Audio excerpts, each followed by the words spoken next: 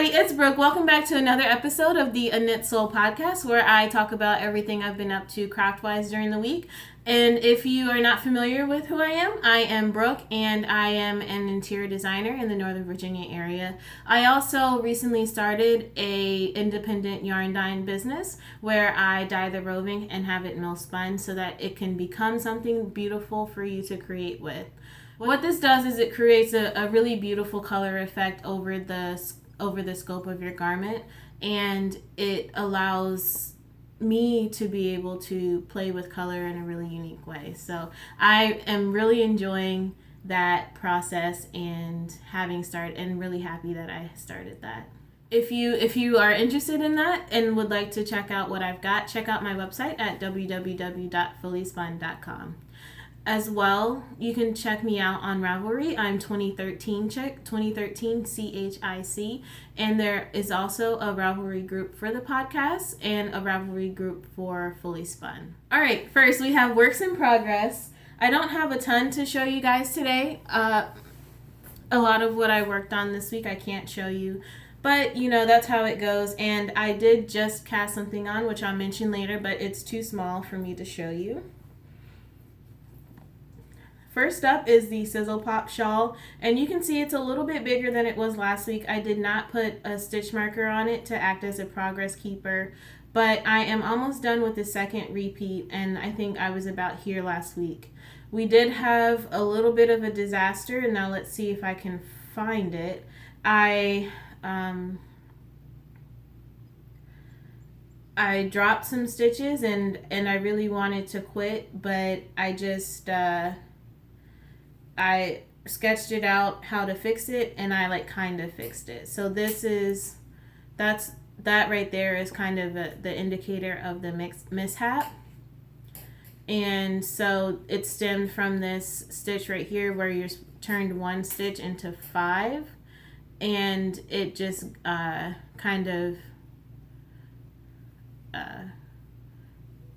so I don't know what I did wrong, but this project requires me to have absolute laser focus.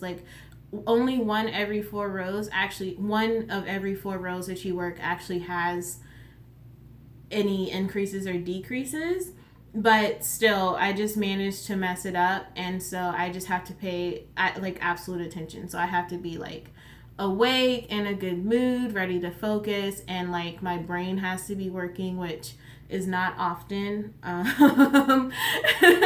So this one is a bear, and I'm knitting this as part of the Lyme Along 2017 that's being hosted by the Thistle Hollow, and she also has a podcast and is on RAVELRY under the same name, and you should definitely check out that knit along thread and see what else green people are making this month.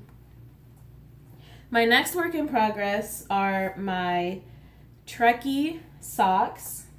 They're knit out of Fiber Nymph Dye Works Bedazzled in the colorway Trekkie, and this is where I was last week on this one. I was right here. I had just restarted it, and I put it on stitch holders because I think I'm pretty much done with the foot, and I am waiting on my order of Knit Picks Sparkle Stroll in black to come in for the heel and toe. So I had to rip out the glove that I had, and I started the other sock yesterday. So that one is definitely going by really fast. It's what I've been working on at work, and so at lunch, and so that has definitely been going really well. I'm so happy with it. I just want to make all the socks. So next is a sort of acquisition. You guys saw this before it was dyed last week, and you guys will maybe have seen the video of my failure of dyeing. So I'll show you the first 2 sock blanks that I dyed. I did unravel them so that I could see how the colors turned out. And the process didn't quite turn out how I expected it to, but I'm really, really happy with how it turned out. And if you'd like to see details on that, check out my video where I talk about dyeing the sock blanks. And then part 2 of that series will be dyeing the ones that I showed you last week. And this is how the first one turned out, which was inspired by an image of tulip fields that I just pulled off of Google Images. And I obviously had a much better result this time. I ended up using a water-based resist from Dharma Trading, and it's actually Jackard is a company that makes it. And I am definitely planning to play with this a lot more. I'm incredibly happy with how it turned out. And the process is so much fun because it's just like painting.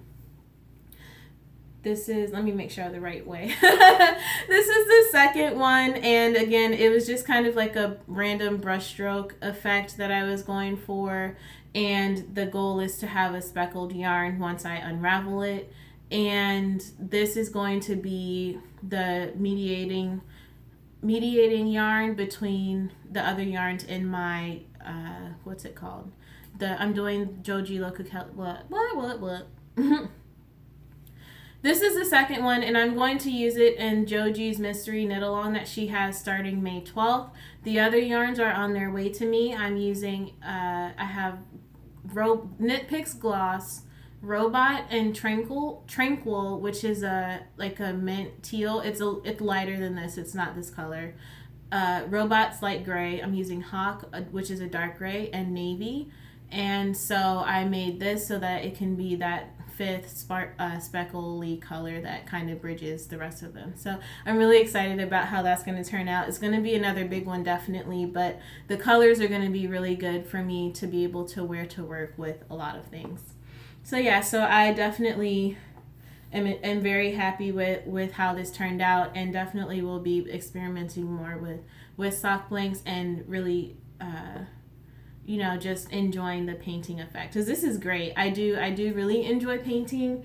I'm not great at it, but I do enjoy the process. It's very therapeutic, and so for me, making these was exactly that same feeling of happiness and creativity. So next, I wanted to talk a little bit about this big project that I've got going on. I initially wanted to do the Persian Dreams worsted blanket, and I dyed a custom colorway for that. I dyed 14 color, one of them was bare, so I dyed 12 colors, and I wanted my main colorway to be navy. So I came up with that, did that, and I started it, and it just wouldn't work. The stitches, the way that they did the increases, she did make ones, because it's made of multiple hexagons. So I get it. In Fair Isle, you don't want to do a different kind of increase that will destruct the stitch, because obviously that is the point of how it looks. But she had them on either side of each other, so there was just one stitch in between, and that doesn't work. It was way too tight, especially in dealing with I tried both DPNs and round, and I just wasn't happy with it, and it was really fiddly, and I was like, I don't think I'm going to be able to do this. But I dyed all this yarn, I have all this yarn, and I want to use it. So I did a schematic of how I wanted to use the colors, and am using some Fair Isle stitches from a sampler book that I purchased. And I'm just going to kind of make it up on my own. What's really cool about it is that I am knitting it in the round, both halves at the same time, and I'm going to have to steek it so that it'll lie flat, and then steek it again so that I can get both sides, flip them around, Kitchener them together, and then sew the border around it. So I just finished casting it on, which hopefully went smoothly. Of course, that many stitches, it's hard to know that it is not twisted, but I checked like 5 or 6 times, so at that point it shouldn't be too twisted. So yeah, so you guys will see that next week. My plan is to do 1 repeat a week, and there are 33. Well, no, there won't be 33, because that's how many are in the whole blanket. So it'll be, I think 17 was the middle row, so it'll be definitely a long-term project. But yeah, that'll be kind of cool once it's all done, and you guys will see that next week. And so I have 1 or 35 acquisitions, and actually I forgot to show you. All right, guys, my going into acquisitions actually reminded me of one more work in progress. And I don't have a stitch marker on this either, and I'll definitely put one on today. This is my Make a Long Story Short blanket, which is called Blanky on Ravelry. And I think it is definitely quite a bold thing to do, to start knitting 2 blankets at the same time. But this one is really just mindless garter stitch knitting, and is actually really fun to do the stripes. And you'll see some cool new colors were added. I had finished the green last week, and so I added these few rows this past week, which doesn't sound like a lot, but I recorded on Tuesday last week, so it's only been a few days, and that makes it look better, I think. And my acquisitions, I got these are the sock blanks that I got from that swap that I was telling you guys about. So yeah, so there's definitely all sorts of stuff in here, and she took the time to label them and everything. So that's really cool, and will add to my repertoire of scraps, because I actually don't have that many one fingering weight or scraps at all. So I'm not even though I've been knitting for a long time, somehow I haven't managed to collect a whole bunch of yarn. That's it for acquisitions. Next up, I wanted to talk about the Maryland Sheep and Wool Festival. I will be there on Saturday with my sister, and we're planning to go early Saturday morning, but who knows how that'll turn out. I've never been before, but obviously as someone with a independent dyeing business, I would like to vend in the future once I fit all of their qualifications. It's a really competitive process to vend there, and so I want to be ready next year if I can. If you see me around, or if you'd like to say hello, definitely message me on Ravelry, and we can try to get coordinated to meet up. And I hope I see you guys there, and I'll be vlogging my experience and sharing that with you too. All right, next up, Can't Let It Go. I'm sure you guys all know the feeling of when you binge watch a show on Netflix and then there are just no more episodes. Life is sad and almost unbearable. And that has happened to me. I've been watching the Great British Baking Show.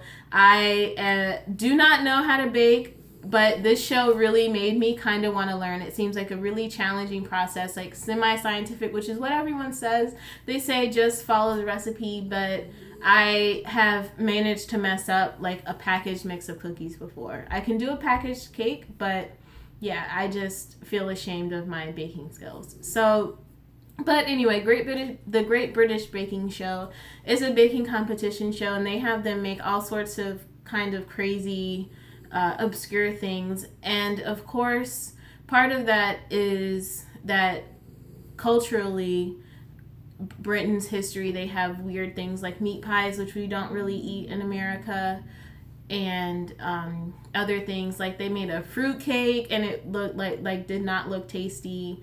They had this iced buns, which is like a semi-sweet hot dog bun. Like it looked like a hot dog bun, and then they put icing on it. And it was gross. It looks gross anyway. Who knows how it tasted? And I was like, that's weird. But you know, it's just different culture. So anyway, it's a really cool show, very weirdly entertaining and addictive, and you get like really invested in these people's success. Everyone on there is an amateur baker, but they really focus on the technique, and so some of the decorations are a little bit lackluster, but it's really, really entertaining to watch. And that snoring you hear is Rolo. he was asleep for a second. Now his eyes are open because I'm bothering him. That's it, guys. Thank you so much for watching. If you like this video, please hit the like and subscribe button down below. As well, if you'd like to support my channel, check out my Patreon link down below. A little bit of support goes a long way towards helping me make more and better videos. I hope you guys have a great day, and thank you for watching.